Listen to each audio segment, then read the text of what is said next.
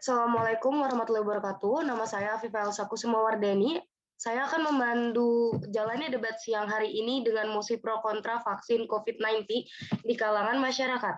Setiap sesi kompetisi debat dilakukan dalam 4 babak, yaitu babak pertama, setiap regu secara bergantian menyampaikan argumentasi pembuka seperti pemahaman topik permasalahan, analisis, dan solusi secara umum yang menunjukkan posisi masing-masing regu pro atau kontra terhadap suatu topik, serta pembahasan sampai di mana mosi akan dilanjutkan.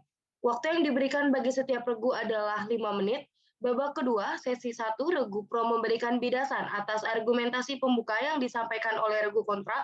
Sesi kedua, regu kontra memberikan bidasan atas argumentasi pembuka yang disampaikan oleh regu pro. Sesi ketiga, regu pro memberikan bantahan atas bidasan yang disampaikan oleh regu kontra. Sesi keempat, regu kontra memberikan bantahan atas bidasan yang disampaikan oleh regu pro dan diulangi sebanyak 2 kali. Antar tim dapat melakukan interupsi yang akan diatur oleh moderator secara seimbang. Jika waktunya masih tersisa, maka dari tim yang bersangkutan dapat menambahkan argumentasi lain. Jumlah interupsi pada masing-masing sesi maksimal sebanyak 4 kali, tidak lebih. Lalu babak ketiga, setiap regu yang diwakili oleh juru bicara masing-masing dan atau anggota lainnya mempertegas, mempertajam solusi dan rekomendasi sesuai dengan posisi masing-masing regu. Waktu yang diberikan kepada setiap regu maksimal 2 menit untuk menyampaikan penegasan ulang serta kesimpulan.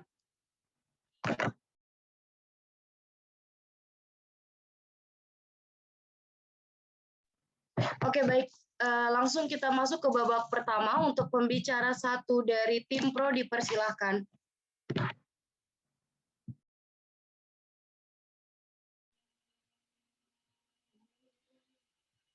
Oke, baik. Terima kasih, moderator.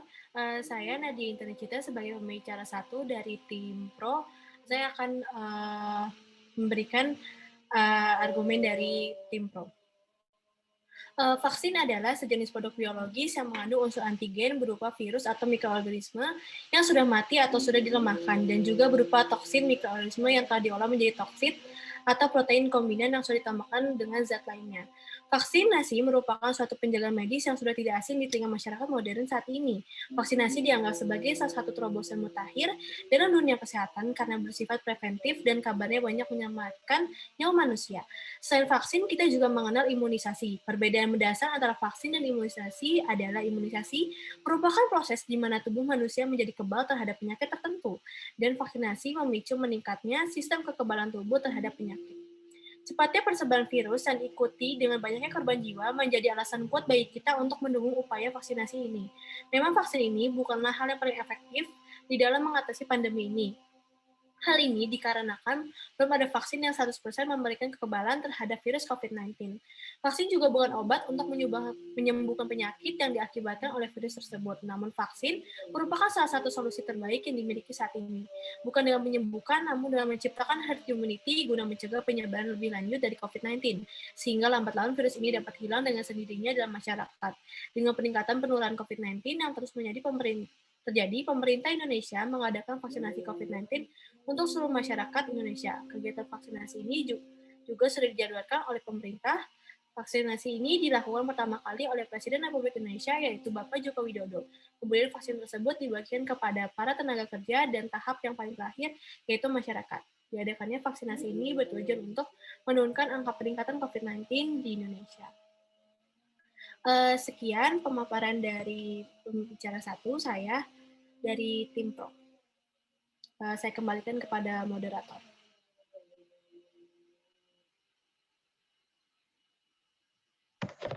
Oke, baik. Masih ada tersisa waktu 2 menit 43 detik.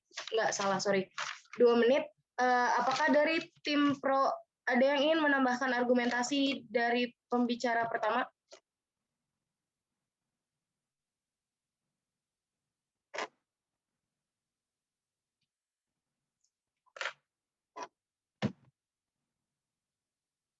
Oke, kalau tidak ada langsung di reset aja stopwatch-nya. Kita masuk ke pembicara pertama dari tim kontra.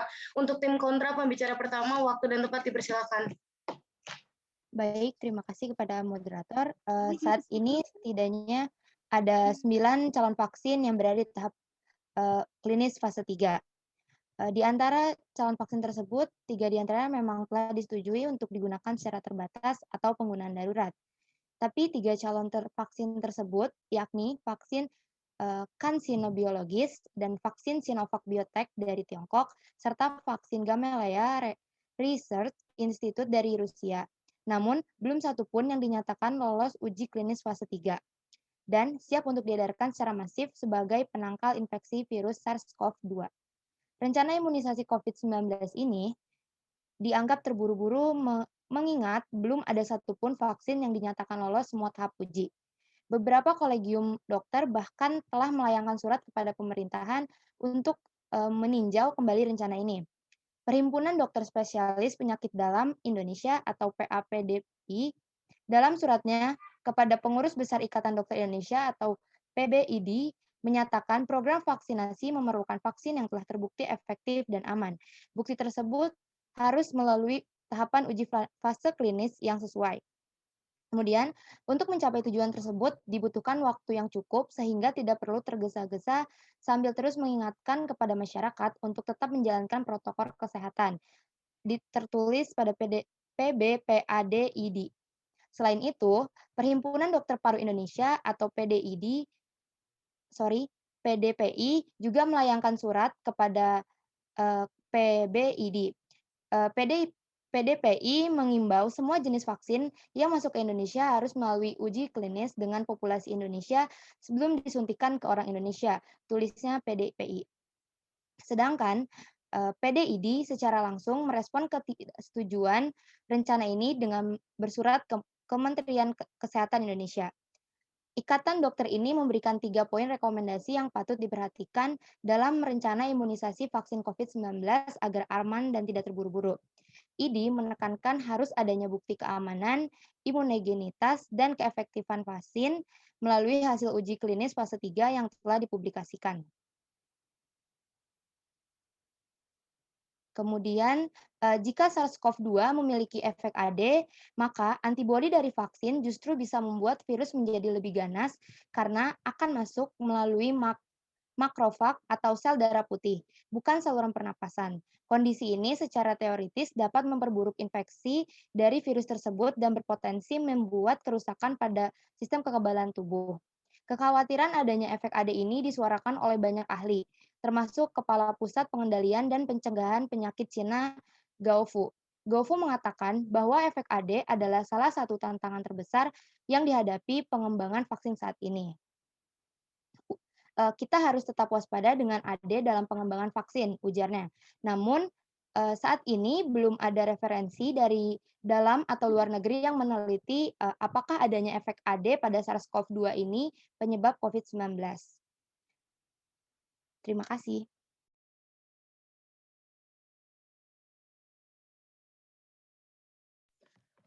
Apakah dari tim kontra ingin menambahkan argumentasi dari pembicara pertama?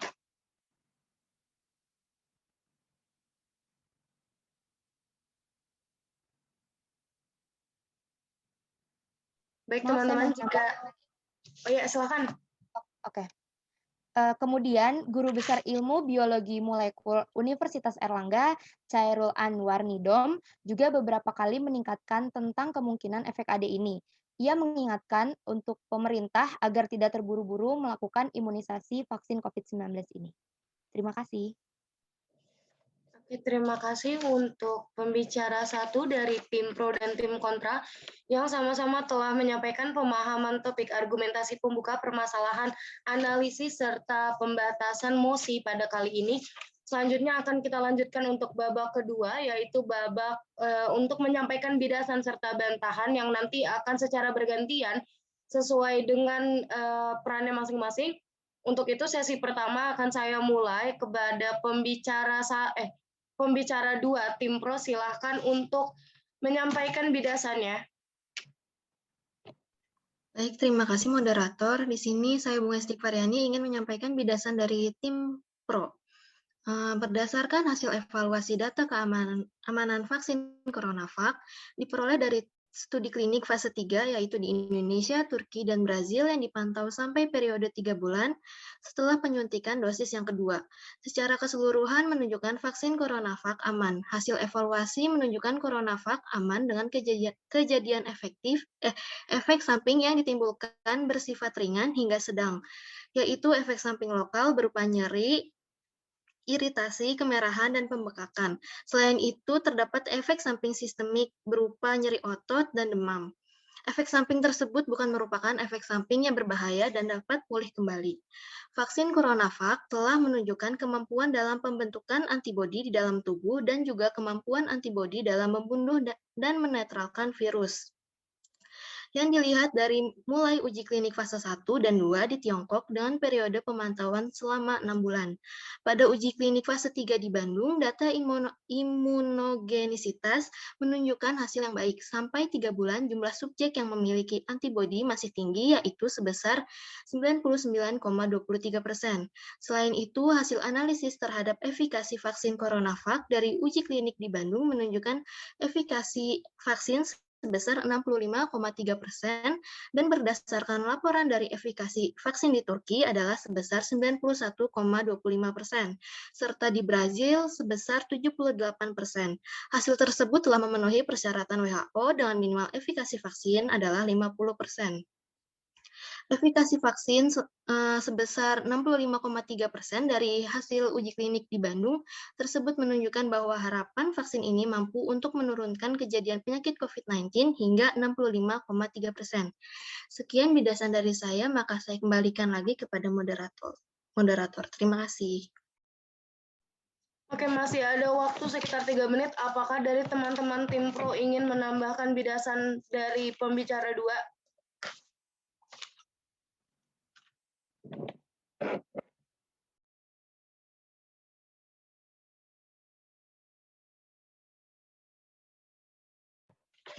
Oke, teman-teman, kalau tidak ada yang ingin menambahkan, maka akan langsung saya oper kepada tim kontra untuk memberikan bidasannya.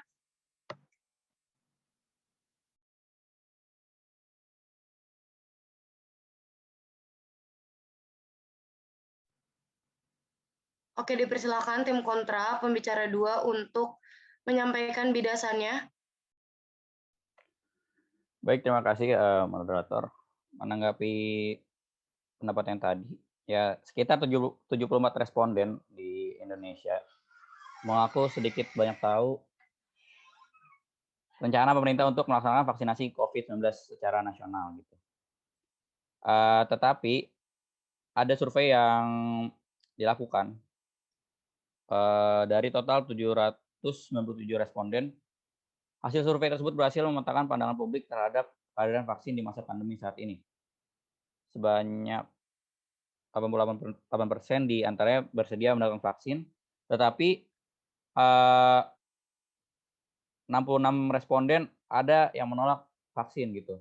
Karena di antaranya mengkhawatirkan efek samping yang sudah disebutkan tadi, efek samping ringan sampai sedang, lalu keefektifannya, dan beberapa ada yang menurut kepercayaannya bahwa vaksin itu tidak efektif gitu. Memang yang seperti kita tahu, vaksin bukanlah merupakan senjata utama untuk melawan pandemi ini, sehingga perlu ada bukti yang sangat kuat dan sangat teruji gitu untuk meyakinkan bahwa seluruh masyarakat itu bisa divaksin gitu. Dan terlebih lagi menurut saya cara sosialisasi dari pemerintah itu kurang baik gitu, apalagi untuk masyarakat yang berpendidikan agak sedikit rendah, itu kurang nyampe infonya, dan masyarakat dan pemerintah itu kurang melakukan penyuluhan yang baik gitu. Jadi sehingga masyarakat yang belum teredukasi itu melihat vaksin itu sebagai sesuatu yang buruk gitu. Dan ya kita juga belum tahu apakah vaksin ini akan berefek samping baik ataupun buruk gitu. Dan menurut saya pemerintah harus lebih transparan lagi untuk menampilkan perkembangan dari vaksin ini, perkembangan yang terjadi kepada orang yang sudah divaksin tuh kayak apa sih efeknya, dan sebenarnya ini efektif atau enggak gitu. Dan jangan malah membuat hukuman ataupun konsekuensi yang akan terjadi jika kita tidak mau divaksin gitu. Dan adanya hukuman itu juga nggak bikin lantas, oh iya jadi pengen vaksin gitu. Nggak jadi lantas masyarakat yang menolak itu jadi pengen vaksin gitu, nggak juga. Ada juga yang malah makin ngelawan karena merasa, wah kok makin dikekang nih, apa ini tindakan yang benar atau tindakan yang salah gitu. Jadi menurut saya bentuk sosialisasi dan jangkauannya itu masih kurang sekali dari pemerintah. Menurut itu sekian dari saya pembicara kedua. Saya kembalikan ke moderator atau teman yang ada yang ingin menambahkan, silakan.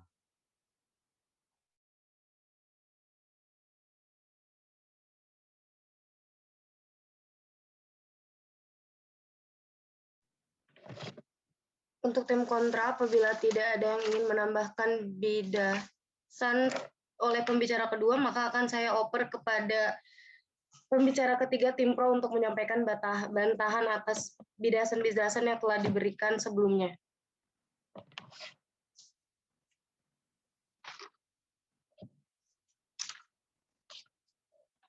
Oke, baik teman-teman tim pro dan tim kontra, sepertinya untuk bidasan yang pertama telah selesai. Langsung kita masuk ke sesi kedua, yaitu sesi bantahan. Sesi bantahan ini nanti akan disampaikan oleh pembicara ketiga dari masing-masing tim pro atau tim kontra, yang sama-sama diberikan waktu sebanyak 5 menit. Untuk tim pro, dipersilahkan lebih dahulu menyampaikan bantahan atas bidasan yang telah diberikan tim kontra di pembicara kedua tadi. Oke, terima kasih moderator. Saya dengan bicara ketiga dari tim kontra ingin menyampaikan bidasan. Jadi sebenarnya vaksin COVID-19 ini bukan merupakan sejenis obat yang memiliki formula. Jadi sebenarnya vaksin itu adalah bagian dari virus yang sudah dilemahkan atau yang sudah tidak mampu menyebarkan penyakit yang kemudian disuntikan ke dalam tubuh. Jadi vaksin COVID-19 ini manfaatnya adalah sebagai pelatih untuk tubuh kita agar tubuh kita bisa mengenali virus yang membahayakan tersebut. Sehingga vaksin itu bekerja untuk mematikan virus yang masuk ke dalam tubuh. Vaksin COVID-19 ini juga diharapkan dapat membentuk herd immunity atau kekebalan kelompok yang dapat menurunkan angka penyebaran antar orang. Jadi pemberian vaksin diharapkan untuk membentuk memori kekebalan tubuh tanpa harus individu terinfeksi virus tersebut terlebih dahulu. Seseorang dapat terinfeksi karena interaksi 3 faktor, yaitu karakteristik individu, lingkungan, dan patogen. Karena COVID-19 ini merupakan penyakit akibat virus dan kekebalan tubuh sangatlah penting mengingat tidak banyaknya antivirus yang tersedia untuk saat ini. Interaksi antara daya tahan tubuh dan virus nantinya akan menentukan apakah tubuh kita akan sembuh atau malah makin buruk, sehingga vaksin dapat memberikan respon kekebalan tubuh yang lebih spesifik. Vaksin COVID-19 ini juga tingkat keefektivitasannya sudah mencapai 90%. Sekian bidasan dari saya. Terima kasih, moderator.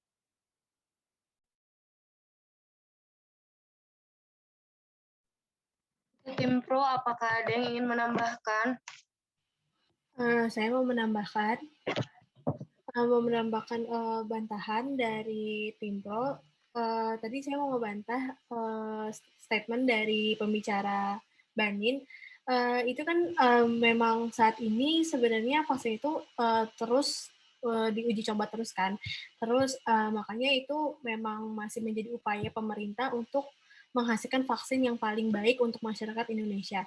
Lalu untuk soal sosialisasi kepada masyarakat, itu juga masih jadi upaya pemerintah untuk sosialisasi ke seluruh lapisan masyarakat. Dan menurut saya ini vaksinasi ini tuh merupakan upaya terakhir untuk menanggulangi COVID-19 ini. Jadi kayak pemerintah pun nggak mungkin kan mau membunuh masyarakatnya. Jadi pasti ini tuh udah vaksinasi ini tuh udah hasil dari percobaan beberapa kali. Terus pasti pemerintah tuh mau yang terbaik buat masyarakatnya sendiri. Jadi nggak mungkin bakal merugikan masyarakat dari segala lapisan.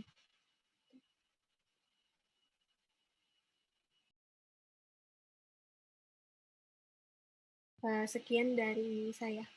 Saya kembalikan kepada moderator. Masih ada waktu 2 menit, apakah tim pro masih ada yang ingin menambahkan?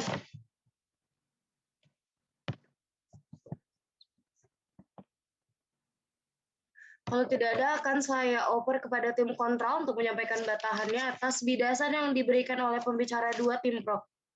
Kepada tim kontra dipersilahkan, pembicara ketiga dipersilahkan. Baik, terima kasih. Berdasarkan data riset dari Ketua Tim Riset Corona dan Formulasi Vaksin dari PNF, Khairul Anwar Nidom, bahwa sesuatu penyakit atau wabah itu disebabkan oleh virus, biasanya intervensinya adalah dengan vaksin. Itu teori dasar. Tapi ada hal yang perlu dicermati, bahwa pertama, pandemi COVID-19 ini belum ada literaturnya. Vaksin yang sudah dibuat, 50% bisa berhasil, 50% bisa gagal. Kedua, virus yang sejenis SARS selama 12 tahun sampai sekarang belum berhasil ditemukan vaksinnya. Beliau juga mengamati laporan dari industri vaksin COVID-19 dari Cina tidak ada efek AD, antibody dependent enhancement, yaitu strategi virus untuk menghindari jebakan antibody dari vaksin.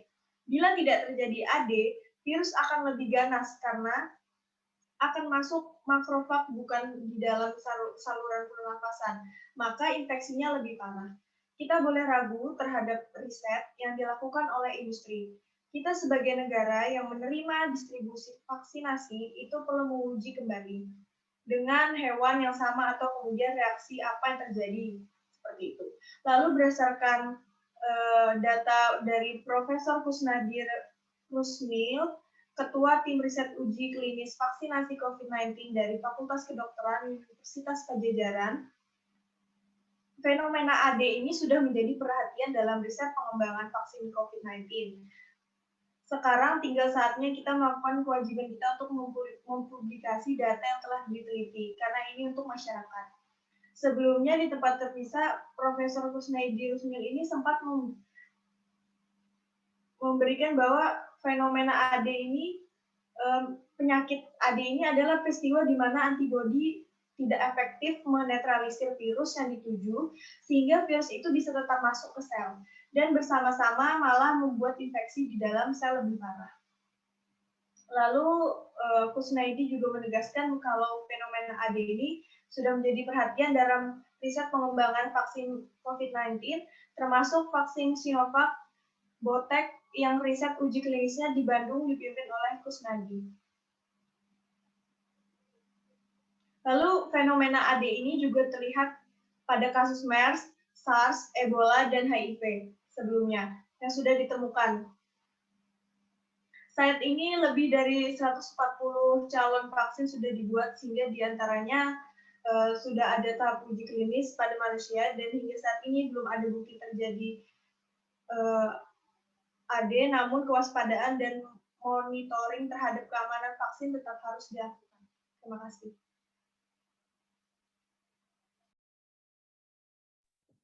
Masih tersisa 2 menit. Apakah tim kontra ada yang ingin menambahkan? Saya dari bicara ketiga tim pro, boleh membantah? Interupsi ya. Teman-teman dari tim pro juga boleh asal melakukan interupsi. Silakan Raisa. Oke, jadi vaksin yang akan digunakan di Indonesia ini kan ada 2 jenis vaksin. Yang pertama itu vaksin Sinovac.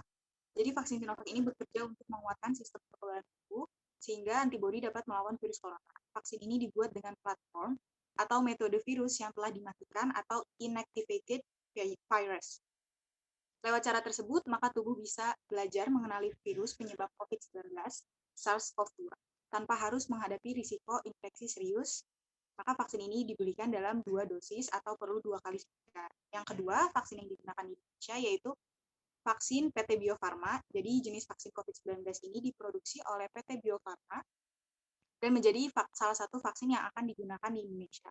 Dalam perkembangannya, PT Bio Farma telah menerima sertifikat yang menyatakan bahwa fasilitas produksinya layak untuk memproduksi vaksin COVID-19, serta sertifikat cara pembuatan obat yang baik atau Good Manufacturing Practice. Ini telah resmi diberikan oleh Badan Pengawas Obat-obatan dan Makanan atau BPOM kepada pihak Bio Farma. Sekian, terima kasih.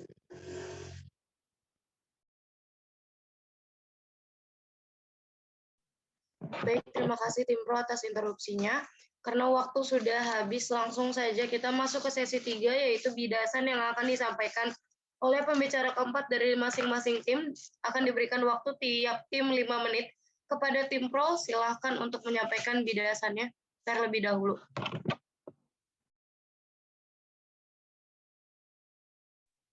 Oke, terima kasih kepada moderator.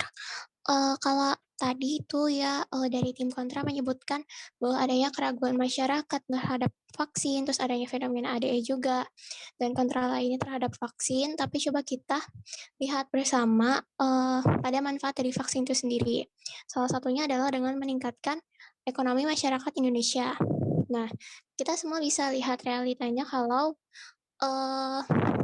kalau COVID ini tuh kayak berpengaruh banget sama ekonomi masyarakat Indonesia, kayak ada yang tokonya tutup, terus omsetnya menurun, dan banyak pekerja yang di PHK. Nah, apabila masyarakat Indonesia ini percaya sama vaksin, terus pasti kayak mau patuh divaksin, kayak tadi juga kata Nadia Intan itu benar, pemerintah itu nggak mungkin jahat sama masyarakatnya sendiri, nggak mungkin kayak mau ngebunuh masyarakatnya sendiri, kayak gitu. Nah, terus kalau menurut dari dari Center of Reform of Economics Indonesia, Bapak Peter Abdullah mengatakan kalau tahun ini perekonomian Indonesia itu diperkirakan akan membaik mengikuti meredanya pandemi COVID-19. Meredanya COVID-19 ini pastikan didukung dengan adanya masyarakat yang patuh akan vaksinasi, kayak gitu. Terus vaksinasi itu kan juga dapat membantu percepatan terjadinya herd immunity. Nah, hal ini dapat membantu menurunkan kasus penularan COVID-19 sehingga bisa memulihkan ekonomi yang ada di Indonesia. Sekian, terima kasih. Baik, terima kasih pembicara keempat. Apakah ada dari tim pro yang ingin menambahkan atau tim kontra yang ingin menginterupsi?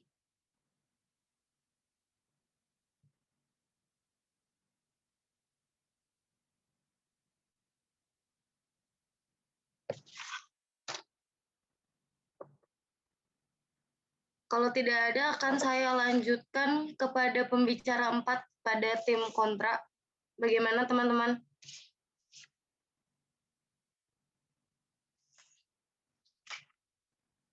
Oke, kalau gitu langsung saja untuk pembicara keempat, tim kontra, silakan untuk menyampaikan bidasannya. Oke, terima kasih Afifah selaku moderator. Saya di sini akan berbicara mengenai sudut pandang psikologis. Vaksin COVID-19 adalah hal yang sangat asing bagi masyarakat Indonesia dan wajar saja bila terjadi penolakan dari masyarakat luas, karena belum adanya informasi yang memadai dan menyeluruh mengenai komposisi atau pembuatan vaksin COVID-19 tersebut. Serta belum terjamin dan terbukti apakah vaksin ini aman dan tidak berbahaya, ataupun dapat memicu penyakit lainnya. Pemerintah sangat menganjurkan dan mewajibkan vaksinasi COVID kepada semua masyarakat, tetapi tidak semua masyarakat menyetujui program vaksinasi ini. Karena tidak yakin dengan keefektifan vaksin serta biaya dan kemanjuran khasiatnya. Namun pemerintah mendesak masyarakat untuk melakukan vaksinasi tersebut, sehingga membuat sebagian besar masyarakat Indonesia menolak vaksinasi. Karena kondisi psikologis masyarakat yang sedang resah dan bingung atas pandemi yang sedang terjadi, keengganan seseorang untuk disuntik vaksin dapat dilatar belakangi oleh alasan psikologis. Gracia Ivonika selaku psikolog berpendapat orang-orang yang saat ini apatis terhadap vaksin bisa saja dipengaruhi oleh beragam faktor. Terlebih vaksin COVID-19 ini sesuatu yang sangat baru.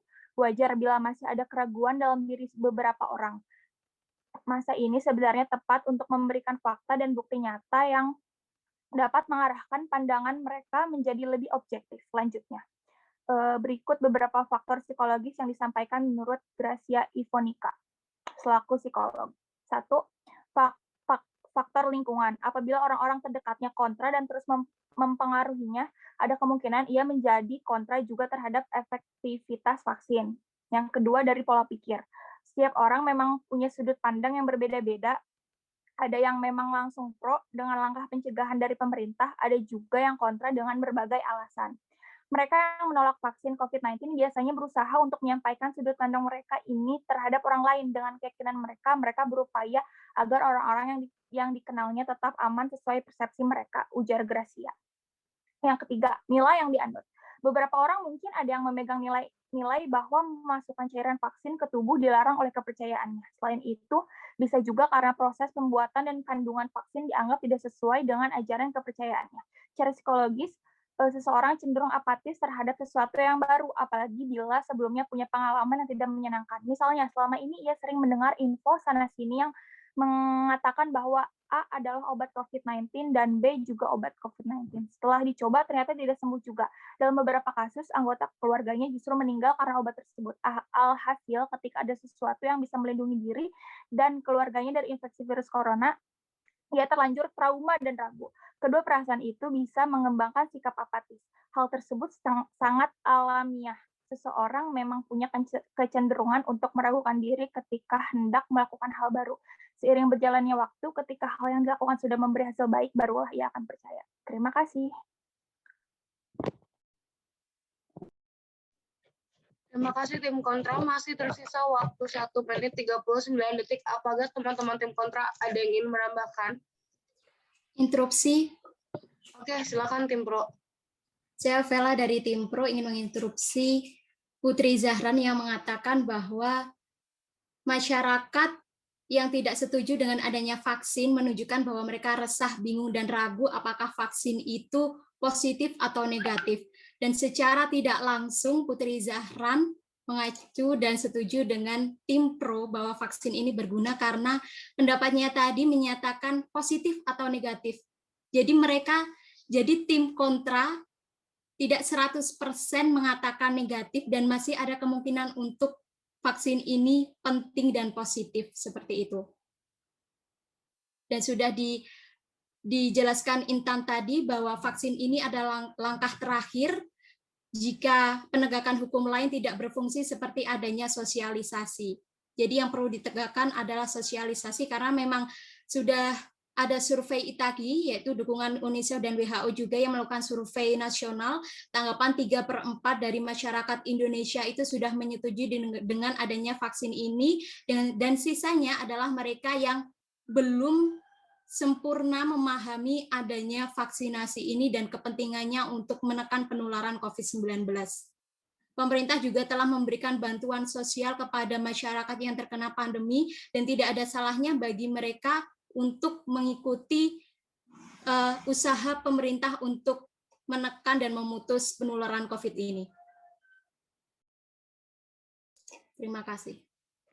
Oke, terima kasih kepada tim pro dan tim kontra yang sama-sama telah menyampaikan bidasannya pada sesi ketiga tadi. Selanjutnya akan dilanjutkan kepada untuk sesi keempat, yaitu penyampaian bantahan yang akan dilakukan oleh pembicara 5 dari masing-masing tim pro dan tim kontra dengan waktu 5 menit setiap orangnya. Dan untuk pembicara 5, tim pro saya persilahkan. Baik, perkenalkan nama saya Vela Amelia Oviana selaku tim pro dalam topik vaksinasi COVID-19 di kalangan masyarakat. Saya sangat setuju dengan adanya vaksinasi ini, dan saya sangat prihatin bagi masyarakat yang menolak adanya vaksinasi ini karena kurangnya pengetahuan. Jadi bisa ditegaskan lagi adanya konsekuensi hukum yang dihadapi masyarakat apabila menolak vaksin. Wakil Menteri Hukum dan HAM, Wamenkumham, Profesor Edward Oshiarich menegaskan, mengacu pada Undang-Undang Nomor 6 Tahun 2018 tentang kekarantinaan kesehatan, setiap orang yang tidak mematuhi penyelenggaraan kekarantinaan kesehatan atau menghambat penyelenggaraan kekarantinaan kesehatan bisa dihukum, yakni penjara paling lama 1 tahun atau denda maksimal 100 juta. Menteri Kesehatan Budi Gunadi Sadikin juga menyebut setiap penerima SMS vaksinasi COVID-19 dari Kemenkes hukumnya wajib. Menolak vaksin COVID-19 akan menghadapi konsekuensi hukum sesuai Undang-Undang Kekarantinaan Kesehatan. Lebih lanjut, Wamenku menjelaskan dalam Undang-Undang Kekarantinaan Kesehatan tersebut ada kewajiban-kewajiban yang harus dilakukan warga negara ketika masa wabah, salah satunya mengikuti vaksinasi. Ketika kita mengatakan vaksinasi ini kewajiban, maka secara mekanisme, jika ada warga negara yang tidak mau divaksin, bisa terkena sanksi pidana, bisa pidana, bisa denda, atau bisa kedua-duanya. Selain itu juga bansos akan dihentikan pemberiannya kepada mereka yang menolak. Sanksi lain dalam undang-undang tersebut juga mengancam seperti tidak memakai masker, tidak menjaga jarak, pengambilan paksa jenazah COVID-19, lalu menghalangi pemakaman jenazah COVID-19, termasuk di dalamnya orang yang menolak untuk melakukan vaksin terhadap dirinya. Hanya sanksi dalam undang-undang ini adalah langkah terakhir saat sarana penegakan hukum lain tidak berfungsi, termasuk sosialisasi dari tenaga kesehatan, dokter, para medis, termasuk di dalamnya rekan-rekan ID ini amat sangat penting. Untuk menciptakan kesadaran masyarakat dari sisi medis vaksin itu bisa bermanfaat bagi kesehatan dan sebagainya. Kalau sudah ada kesadaran tanpa upaya paksa dalam konteks penegakan hukum dan pidana tidak perlu lagi diperlukan. Dan setelah mendapatkan vaksinasi ini, 3M tetap dianjurkan untuk dilakukan bagi masyarakat Indonesia, yaitu menggunakan masker, mencuci tangan, dan menjaga jarak. Jadi, tidak ada salahnya jika kita menjalani vaksin jika itu berguna untuk kesehatan masyarakat Indonesia dan untuk memutus penularan COVID-19 ini. Terima kasih.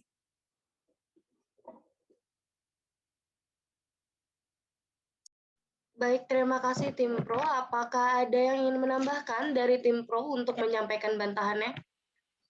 Saya mau menambahkan dari pembicara 5, saya mau menanggapi tadi argumentasi dari Putri Zahran, kalau misalnya vaksinasi ini akan dari vaksin ini ada beberapa masyarakat yang akhirnya meninggal. Nah, tapi seperti yang pemerintah bilang dari awal, kalau misalnya kita ini emang udah di tahap untuk perang imunitas. Jadi walaupun vaksinasi itu udah disuntikan ke dalam tubuh, bukan berarti kita sebagai masyarakat tuh langsung berpergian, langsung santai kembali, nggak seperti itu. Tapi kita tetap harus menjaga kesehatan. Dan pada saat ini pemerintah pun juga selalu berupaya untuk mengedukasi semua lapisan masyarakat tentang vaksinasi ini gitu. Jadi nggak mungkin asal gitu buat ngasih vaksin ini ke masyarakat. Jadi ya selain pemerintah itu mengedukasi soal vaksin, masyarakatnya pun tetap harus aware tentang kesehatannya sendiri gitu. Jadi kalau misalnya habis divaksinasi bukan berarti langsung tidak aware terhadap kesehatan gitu. Kita tetap harus minum vitamin, kita tetap harus makan yang benar gitu. Karena orang-orang yang masyarakat yang tidak tahan habis divaksinasi ini karena menyepelekan efek samping dari vaksinasi itu sendiri. Nah, sekian dari saya kembalikan ke moderator. Baik, terima kasih tim Pro. 30 detik terakhir, apakah tidak ada yang ingin menambahkan lagi? Kalau tidak ada, langsung saya oper ke pembicara 5 tim kontra. Saya dari pembicara 5 berpendapat bahwa jika berkaca dari pengalaman pemberian sejumlah vaksin lainnya yang justru membuat orang lumpuh hingga meninggal dunia.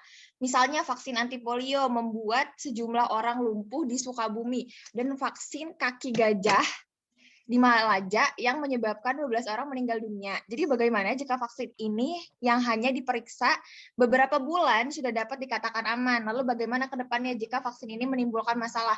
Kita kan nggak tahu ya, maksudnya vaksin itu udah diuji nih sekarang ini sama pemerintah. Sudah lama diuji. Tapi bisa aja kan ada kesalahan dalam pengujiannya yang bisa menyebabkan ketika seseorang divaksinasi itu malah makin memperburuk keadaan. Bisa aja, itu di luar kendali kita. Makanya kalau misalnya sampai menimbulkan dampak negatif pas udah divaksinasi, apakah pemerintah mau bertanggung jawab sepenuhnya sama keadaan tersebut? Nah, selain itu, setelah itu kan setiap orang memiliki hak untuk menolak tidak divaksin. Lalu jika dipaksa dan jika menolak vaksin itu dikenakan denda kan, katanya kalau nggak mau divaksin. Apakah itu tidak melanggar hak asasi manusia? Kan semua orang berhak punya hak berargumen, hak untuk menentukan hal yang baik untuk dirinya atau tidak. Menurut saya itu agak sedikit menyinggung hak asasi manusia jika salah satu orang dilarang, kemudian malah dikasih denda. Itu kan haknya. Kemudian bagaimana dengan orang yang memiliki penyakit autoimun? Secara umum pasien autoimun tidak boleh sembarangan menerima vaksin. Sebenarnya bukan yang autoimun aja ya yang nggak boleh divaksin, tapi ada beberapa orang yang benar-benar nggak boleh divaksin karena dia itu punya alergi. Jadi kalau misalnya dia divaksin, keadaannya malah makin parah. Itu gimana tuh kalau misalnya orang alergi harus dipaksa vaksin juga? Malah makin memperburuk keadaannya. Itu juga nyinggung sama HAM. Itu gimana kira-kira solusinya? Ada dua kekhawatiran yang mungkin bisa terjadi jika pasien divaksinasi. Yang pertama, vaksin mungkin akan mengaktifkan sistem kekebalan tubuh penderita secara tidak aman atau tidak tepat. Yang kedua, obat imunosupresan yang dikonsumsi penderita autoimun bisa saja mengganggu keefektifan vaksin. Bisa aja pas sudah diuji coba tiba-tiba malah berdampak sebaliknya. Soalnya kemarin-kemarin saya dengar berita di Inggris telah dilakukan vaksinasi terhadap beberapa sampel, belum keseluruhan, tapi vaksinnya diberhentikan sementara karena di luar dugaan. Yang tadinya udah menurut peneliti di Inggris itu udah aman, makanya dilakukan vaksinasi, ternyata pas udah divaksin, dampaknya malah semakin buruk, makanya diberhentikan dulu vaksinasi di Inggris, belum keseluruhan. Itu juga baru ke beberapa sampel orang. Terus jadi si kedua obat imunosupresan yang dikonsumsi penderita autoimun bisa saja mengganggu keefektifan vaksin. Nah, selain itu, Vinicius Dominguez, MD, ahli reumatologi di Florida, Amerika, mengatakan jika orang dengan kondisi autoimun diberikan vaksin, tingkat kemanjurannya bisa lebih rendah dibanding orang sehat. Karena kalau misalnya dikasih vaksin, orang yang udah autoimun, itu malah nanti nabrak. Terus kedua, kekhawatiran di atas tidak hanya terjadi sewaktu pandemi ini saja, melainkan dengan semua vaksin penyakit lain. Itu saja dari saya, tim kontra. Apakah ada yang mau menambahkan? Terima kasih. Saya kembalikan kepada moderator. Baik, saya ingin menambahkan, bahkan keefektifan COVID-19, vaksin COVID-19 ini saja bisa jadi memperburuk karena keadaan fisik manusia itu kan berbeda-beda. Pasti juga dampak terhadap tubuh orang juga berbeda-beda. Ada yang bagus, ada yang malah jadi memperburuk gitu. Terima kasih. Interupsi. Moderator, saya mau nambahin boleh nggak? Apa interupsi dulu? Oke, tim kontra dulu, nanti setelah itu interupsi dari tim pro, silakan. Oke, saya mau nambahin tadi terkait dengan hukuman. Katanya itu kan menjadi jalan terakhir kalau sosialisasi nggak berhasil. Tapi menurut saya sosialisasinya aja nggak berjalan gitu, nggak berjalan dengan baik.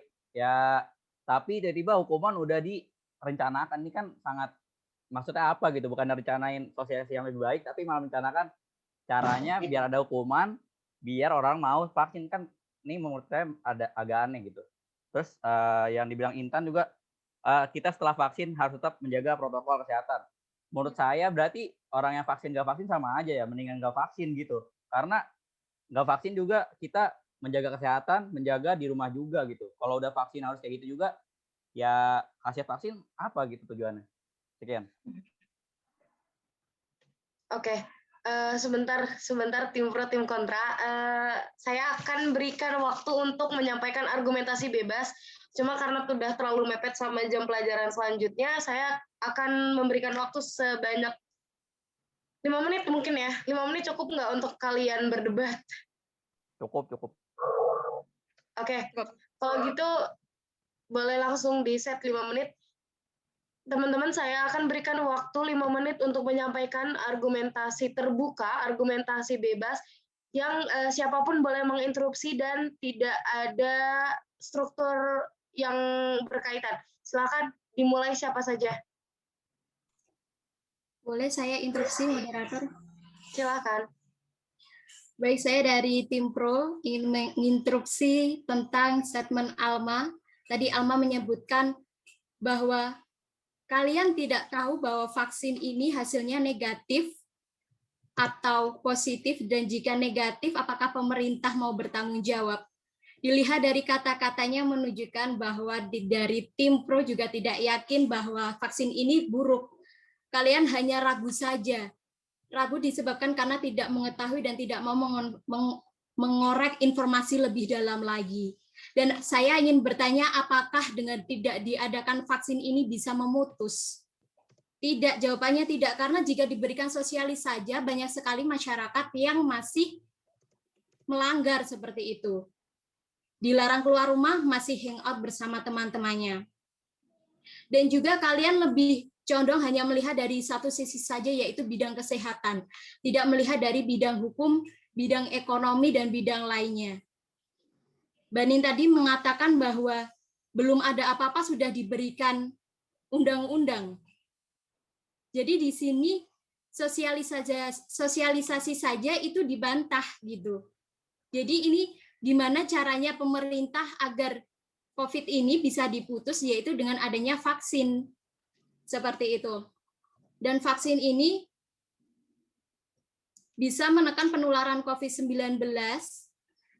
Katanya jadi untuk menegaskan kembali bahwa vaksin ini hukumannya tidak hanya denda, tidak hanya pidana, bisa kedua-duanya, bisa salah satunya. Contoh saja, bagi mereka yang tidak diberikan bansos, mereka protes ke pemerintah. Tapi kalau tidak diberikan vaksin, tidak mau menjalani peraturan pemerintahan, menunjukkan bahwa masyarakat ini hanya mau keuntungan saja seperti itu. Maka dari itu pemerintah memberikan vaksin ini untuk mencegah hal-hal negatif lainnya dan kerugian dari negara. Tentu tetapi yang keutamaan adalah kesehatan masyarakat itu sendiri. Jadi menurut saya dengan tidak diberikannya vaksin bisa menularkan COVID-19 lebih luas lagi. Seperti itu. Terima kasih. Oke, tim pro, dipersilakan tim kontra untuk interupsinya. Oke, interupsi. Begini, tadi katanya kalau misalnya tidak menjalankan ini vaksinasi itu tadi vaksinasi COVID-nya akan berkurang ya. Menurut saya itu ya tergantung ini ya. Kalau misalnya bisa memutus rantai dengan hanya diam diri di rumah, terus menggunakan masker, menggunakan hand sanitizer, ya kenapa harus divaksin gitu loh? Maksudnya kurang jelas aja gitu vaksin yang dipakai apa. Setahu saya itu kan vaksin itu ada 9, yang dipakai Sinovac. Kenapa tidak Pfizer aja yang tinggi gitu, kualitasnya gitu. Yang saya tahu Sinovac itu cuma 50%, sedangkan Pfizer itu bisa sampai 70% ke atas, gitu loh. Sekian. Oke, saya mau interupsi juga. Jadi tadi Alma menyebutkan kalau misalnya vaksinasi lain seperti yang bukan vaksinasi untuk COVID-19 ini banyak membuat dampak negatif gitu.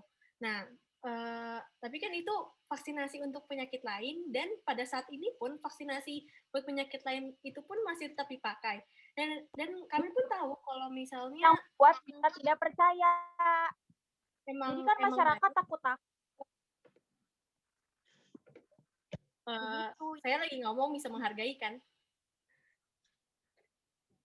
Bisa menghargai orang apa enggak? Saya lagi ngomong loh. Saya juga yang mengungkapkan argumentasi saya. Oke, ayo tim pro silakan dilanjutkan. Terus kan itu vaksinasi untuk penyakit lain pun sampai saat ini juga masih dipakai kan? Dan dari dampak negatifnya lebih banyak dampak positifnya kok buat masyarakat Indonesia. Terus kenapa vaksinasi COVID juga kenapa ditolak juga gitu? Kalau misalnya emang nanti bisa berakibat baik untuk masyarakat Indonesia. Terus buat vaksinasi yang tadi, Indonesia emang nggak cuma pakai Sinovac dan Bio Farm doang kok. Tapi emang vaksinasi lain pun dengan seiring berjalannya waktu itu pun juga akan dipakai di Indonesia. Tapi emang perlu waktu. Pemerintah pun juga manusia gitu semuanya. Mereka juga perlu waktu, perlu upaya untuk bisa bikin masyarakat tuh bisa sehat gitu semuanya. Gitu. Dan mau sampai kapan kita tetap menjalani protokol kesehatan? Kalau misalnya ada vaksinasi untuk bisa menanggulangi COVID-19 ini, kenapa enggak? Kenapa harus protokol kesehatan? Mau sampai kapan? Mau sampai 5 tahun? Mau sampai 10 tahun? Kalau bisa ada vaksinasi kan kenapa enggak dipakai? Orang itu fasilitas untuk seluruh dunia kok. Saya terima kasih. Oke, tim pro. Saya berikan satu kali kesempatan untuk tim kontra untuk memberikan bantahan yang telah disampaikan oleh tim pro. Tidak lebih dari 5 menit ya teman-teman. Karena masih harus ada penyampaian kesimpulan dari pembicara ke-6. Silakan tim kontra, apakah ada yang ingin memberikan argumentasinya? Baik. Terima kasih banyak atas argumen yang tadi disampaikan oleh tim Pro. Yang disampaikan itu tidak salah juga, tidak sepenuhnya salah. Di sini saya akan menambahkan sedikit argumen dari kontra, bahwasannya vaksin itu memang ya, memang untuk kesehatan kita bersama, memang sebagai tameng kita untuk agar corona ini cepat berakhir. Tapi di sini yang jadi pertanyaan yang belum terjawab sama tim kontra itu, tadi kalian bilang, katanya ini kita cuma bahas-bahas dari sudut pandang kesehatan, tapi dari sudut pandang undang-undang dan sebagainya kita nggak bahas. Ini kita nyinggung loh tentang unsur-unsur undang-undang. Kan kita tadi bilang HAM, kalau misalnya ada yang nggak mau divaksin, itu kan harus dipaksa ya buat divaksin. Kalau enggak dikenain denda. Itu kan melanggar hak asasi manusia juga dong. Terus bisa aja orang tuh menolak divaksin karena ada alasan tersendiri ya. Memang ada beberapa orang yang nggak bisa divaksin. Karena kalau misalnya divaksin, mungkin itu bisa memperburuk keadaannya, seperti adanya alergi atau imun tubuhnya yang beda dari yang lain. Orang-orang yang benar-benar tidak bisa divaksin, itu kan bersinggungan sama hak asasi manusia ya, hak mereka kalau misalnya mereka gak mau divaksin. Terus selain itu ya, sebenarnya kalau misalnya mau vaksin tuh gak apa-apa. Cuman ini tuh kalau mau vaksinasi sekarang-sekarang nih, itu tuh terlalu terburu-buru. Nih, vaksin itu kalau misalnya mau diteliti, butuh bertahun-tahun biar jelas kandungannya apa, khasiatnya apa, bikin orang mati apa enggak. Jadi harus benar-benar jelas dulu. Kalau misalnya baru diteliti setahun, 2 tahun, itu mah belum terpercaya, harus diteliti lagi. Bahkan yang udah diteliti bertahun-tahun aja masih ada salahnya. Jadi intinya, jangan terburu-buru. Kalau mau diteliti nih ya, kalau di Indonesia udah diteliti itu vaksin benar-benar bagus, sehat, kalau bisa oper lagi ke negara lain, teliti lagi sama negara lain. Bener kagak itu, manjur apa enggak? Kayak gitu sih. Sebenarnya kalau mau vaksin nggak apa-apa, cuman jangan terburu-buru, itu aja sih. Terus sampelnya ya, Jokowi nih, maaf ya Pak Jokowi sama Mas Raffi Ahmad habis divaksin, nggak apa-apa kan? Nah, nggak tahu aja bisa jadi setahun, 2 tahun, 3 tahun dia kenapa misalnya, kan kita nggak tahu. Jadi tunggu dulu nih reaksi dari sampel-sampel kita. Kalau misalnya mereka berubah jadi zombie atau apa, baru tuh nggak usah. Jadi ya kita waspada tuh wajib. Jadi kita tuh hal yang masih diteliti aja nih ya, masih ada salahnya. Gimana yang nggak diteliti? Jadinya kita harus waspada, sabar, dan harus teliti. Intinya gitu deh. Jangan terburu-buru untuk memvaksinasi seluruh masyarakat. Karena masyarakat kan banyak ya, berjuta-juta. Jangan sampai nanti keadaan malah makin aneh. Gitu. Terima kasih. Mungkin ada yang mau menambahkan tim kontra? Dari tim Pro ini saya masih mau meluruskan ya. Jadi emang sebenarnya vaksinasi ini ada syaratnya. Orang diabetes, orang yang penyakit autoimun, orang yang punya darah tinggi atau punya alergi, itu emang nggak bisa divaksinasi. Dan orang yang udah terkena COVID pun itu tidak bisa divaksinasi. Jadi memang ada syarat-syaratnya untuk divaksinasi. Terus untuk hak itu sebenarnya kalau misalnya buat hak itu kan kita juga sampai saat ini pemerintah pun masih kayak buat yang mau divaksinasi, ayo sekarang. Tapi kalau misalnya mau nunggu nanti pun tunggu ada vaksinasi yang lebih baik, itu pun juga nggak apa-apa. Jadi pemerintah tuh sebenarnya cuman ngasih upaya biar Indonesia bisa lebih baik lagi, tapi nggak memaksa sepenuhnya gitu. Itu kalau misalnya dari tim Pro. Jadi kalau misalnya buat vaksinasi, itu tetap ada syaratnya ya. Jadi nggak semua orang emang bisa divaksinasi, orang-orang yang emang memenuhi syarat yang emang bisa divaksinasi. Kalau misalnya ada tambahan dari interupsi. Berarti kalau misalnya yang divaksin, kan tadi seperti yang Anda bilang, kalau misalnya ada syaratnya kan, emang diperbolehkan jika orang tersebut tidak divaksin. Nah, berarti kalau orang itu nggak divaksin, berarti nggak kena denda dong? Bagaimana? Nah, saya juga mau menambahkan, tapi tadi dibilang katanya ada denda sampai 100 juta sama penjara. Itu bagaimana? Nah, itu tuh, jadi kalau misalnya emang orang yang bisa masuk ke dalam syarat tapi nggak boleh divaksinasi, nah itu bisa dibawa ke jalur hukum gitu. Jadi nggak Jadi vaksinasi ini tuh sifatnya fleksibel gitu loh. Jadi masyarakat yang emang masuk ke dalam syarat yang divaksinasi, kalau misalnya memang nggak masuk ke dalam persyaratan, ya nggak juga. Dan kita tetap dari pemerintah pun nanti akan ada upaya gimana nih caranya masyarakat yang nggak divaksinasi tapi bisa tetap sehat gitu. Dan itu masih dibicarakan oleh pemerintah. Oke, tim pro, terima kasih atas argumentasinya serta tim kontra yang memiliki argumentasi sangat bagus ya. Teman-teman, selanjutnya akan masuk ke babak terakhir, yaitu babak ketiga mengenai kesimpulan dan penegasan ulang yang sama-sama akan disampaikan oleh pembicara ke-6 dari masing-masing regu kontra dan regu pro, yang akan diberikan waktu sebanyak 2 menit untuk satu orang. Oke, kepada tim pro, pembicara ke-6 dipersilakan untuk menyampaikan penegasan ulang serta argumentasinya. Silakan. Terima kasih. Kesimpulan dari tim pro, vaksin adalah bentuk upaya pembuatan kekebalan tubuh untuk melawan penyakit. Ini adalah pencegahan agar masyarakat tidak perlu terpapar penyakit untuk menumbuhkan kekebalan atau imunitas. Vaksin dapat memberikan respon kekebalan tubuh yang spesifik. Tahun ini, perekonomian Indonesia diperkirakan akan membaik mengikuti meredanya pandemi COVID-19. Ketika pandemi mereda, perekonomian secara bertahap akan kembali bangkit karena masyarakat bisa kembali melakukan aktivitas ekonomi. Undang-Undang Nomor 6 Tahun 2018 tentang kekarantinaan kesehatan, setiap orang yang tidak mengetahui penyelenggaraan kekarantinaan kesehatan atau menghalangi penyelenggaraan kekarantinaan kesehatan bisa dipidana. Hasil survei menunjukkan bahwa 3/4 responden menyatakan telah mendengar tentang vaksin COVID-19 dan 2/3 responden menyatakan bersedia menerima COVID-19. Sekian, terima kasih. Terima kasih kepada pembicara ke-6 tim pro. Selanjutnya adalah kesimpulan yang akan disampaikan oleh pembicara ke-6 tim kontra. Kepada pembicara ke-6 tim kontra dipersilakan. Oke, baik. Di sini kami tidak setuju dengan vaksinasi ini. Pada dasarnya semua orang itu berhak untuk menolak karena kurang jelasnya jenis vaksin yang digunakan untuk melakukan vaksinasi ini. Atau masih terlalu terburu-buru untuk melakukan vaksinasi. Dengan masyarakat juga masih ragu akan resiko yang ada. Semoga masyarakat bisa lebih berhati-hati dan pemerintah tidak terburu-buru dalam melakukan vaksinasi kepada masyarakat. Jangan sampai hal buruk yang pernah terjadi di tahun sebelumnya terulang lagi. Sekian.